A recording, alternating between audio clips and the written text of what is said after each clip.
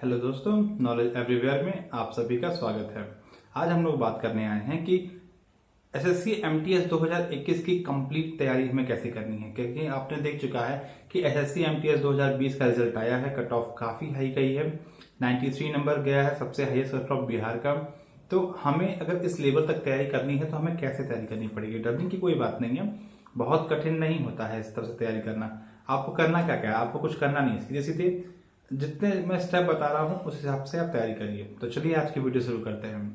तो सबसे पहले हम बात करते हैं कि सिलेबस क्या है, क्योंकि बहुत जरूरी होता है कि आप किसी भी एग्जाम को देने से पहले जाने आप उस एग्जाम कि उस एग्जाम में आता क्या क्या है।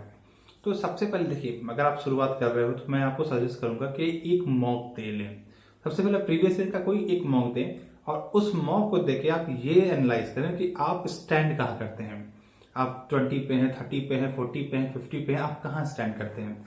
ये करने के बाद उसके बाद हम सिलेबस की पहले बात कर लेते हैं। सिलेबस की बात करें तो 4 सेक्शन है इसमें।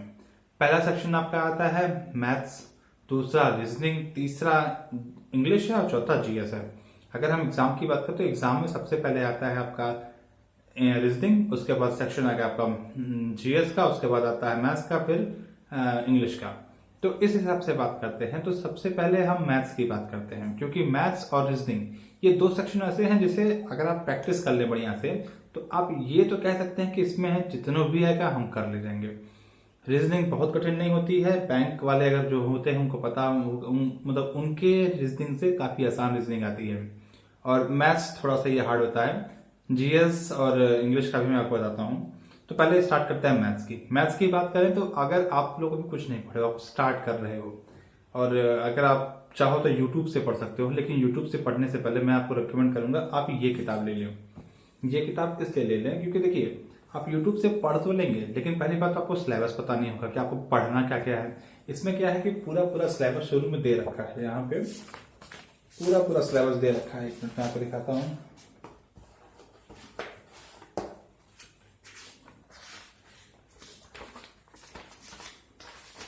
ये देखिए, पूरा पूरा सिलेबस यहाँ पे दे रखा है। तो आप इसमें क्या करेंगे, आप सबसे पहले कि पूरे सिलेबस जो है, मान लीजिए आपने एक सिलेबस उठाया, मान लीजिए आपने परसेंटेज उठाया, आप परसेंटेज उठाए, आप यूट्यूब खोलिए। यूट्यूब में बहुत सारे टीचर्स पढ़ाए हैं, आप कहेंगे तो मैं भी पढ़ा दूंगा, पर बहुत सारे टीचर्स पढ़ा रखे हैं, कोई पढ़ाने का मतलब नहीं बनता है। बाकी आपको जो हेल्प चाहिए वो मैं करने को तैयार हूँ। तो आप उनके खोलिए, किताब उनका मतलब वीडियोस खोलिए, आप उन्हें पढ़िए और पढ़ने के बाद इसमें आप प्रैक्टिस करिए। सबसे बेस्ट है ना, देखिए जितना आप प्रैक्टिस करेंगे उतना ज्यादा आप परफेक्ट बनेंगे। क्योंकि मेनली होता क्या है कि लास्ट ईयर के अगर आप देखिए तो कुछ क्वेश्चन जो होते हैं वो रिवाइज कर देते हैं। तो अगर आप जितना प्रैक्टिस करेंगे आप उतना तेजी से करेंगे। हाँ, सबसे बड़ी चीज, आपको डेली बेसिस पे एक काम करना है। आपको 30 तक का क्यूब, 60 तक का स्क्वायर और 1 से लेकर 30 तक का टेबल डेली रिवाइज करना है। ये इसलिए करना है ताकि आपकी कैलकुलेशन स्ट्रांग हो सके। तो डेली आपको ये रिवीजन करना है। ये हो गया आपका मैथ्स का। मैथ्स मैंने आपको बता दिया। आपको ये किताब लेनी है, यूट्यूब से हर चैप्टर पढ़ना है। हर चैप्टर पढ़ने के साथ साथ आपको इस किताब से प्रैक्टिस करनी है। उसके बाद 30 तक का क्यूब, 60 तक का स्क्वायर और 1 से लेकर 30 तक का टेबल जरूर से जरूर कर लेना है।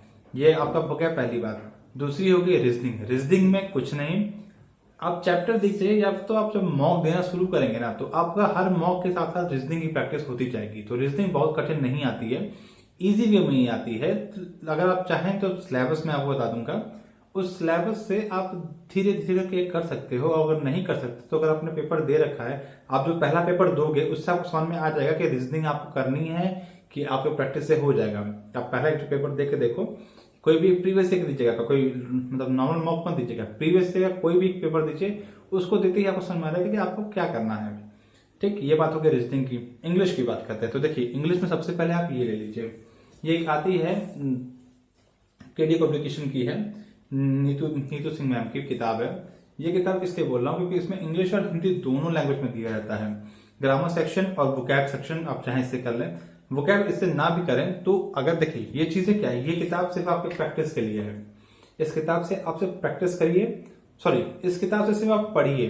पढ़ना क्या गया है, सारा ग्रामर से पढ़ना है। सारा ग्रामर अगर पढ़ लिए, वोकैब कर लिए, वन वर्ड्स कर लिए, जितनी भी इसमें दे रखी है वो कर लीजिए। उसके बाद आप इस किताब को उठाइए, ये एमबी पब्लिकेशन की है, अजय कुमार सर की किताब है।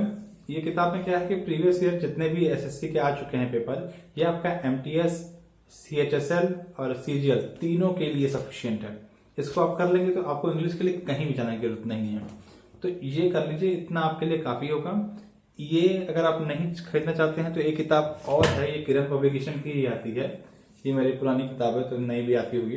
तो ये किताब आप चाहें तो परचेस कर सकते हैं, कोई भी किताब चाहे परचेस कर सकते हैं। अब बात आई इंग्लिश में करना क्या है, कुछ नहीं, ग्रामर पढ़ लीजिए। ग्रामर पढ़ने के साथ साथ वोकैब, क्योंकि देखिए 2 से 3 क्वेश्चन आपके आ जाते हैं इसके, क्या कहते हैं, एक्टिवा स्पेसिफाइज और इनडायरेक्ट के, इनडायरेक्ट और डायरेक्ट स्पीच के एक क्वेश्चन और एक क्वेश्चन एक्टिवा स्पेसिफाइज के।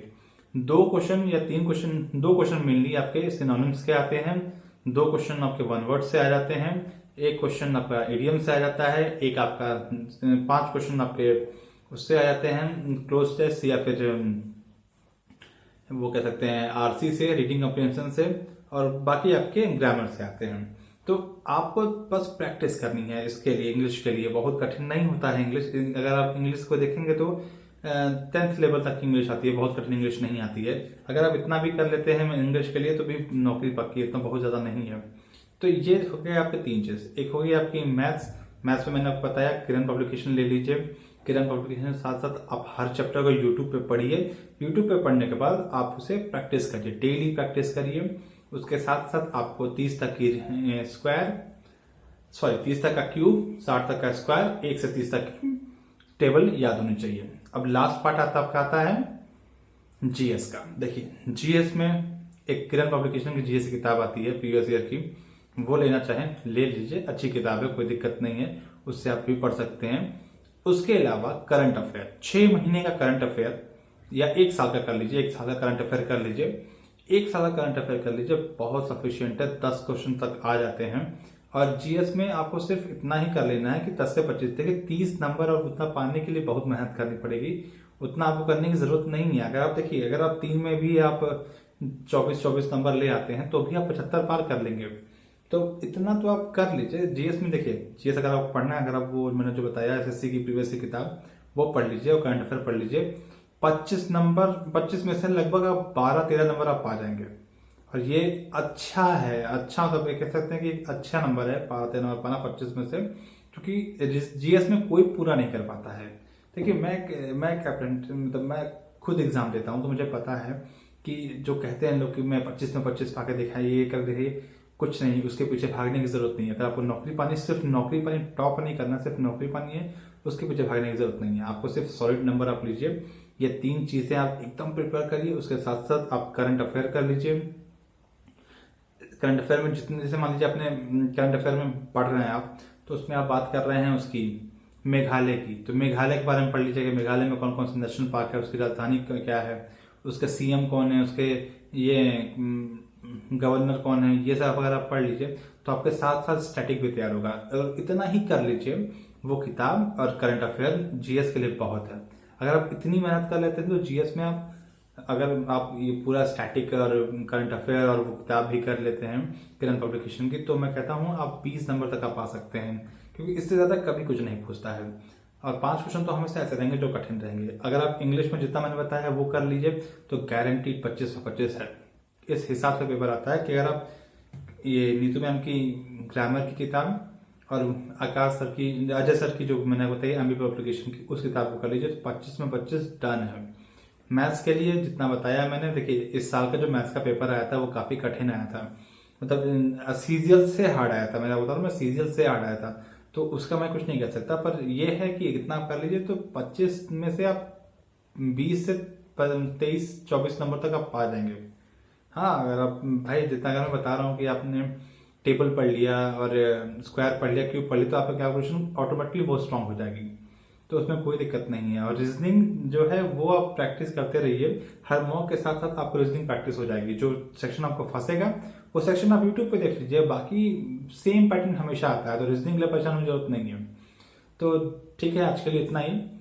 कोई भी प्रॉब्लम हो कमेंट बॉक्स पे कमेंट करिए, मेरे चैनल को लाइक करिए, शेयर करिए, सब्सक्राइब करिए। देखिए मेरे पास बहुत सब्सक्राइबर नहीं, जो हैं आप लोग हैं, आप ही लोग मेरी फैमिली हैं, तो प्लीज़ मेरे चैनल को सब्सक्राइब करें, शेयर करें और मुझे भी सपोर्ट करें। Thank you very much, bye bye, जय श्री महाकाल।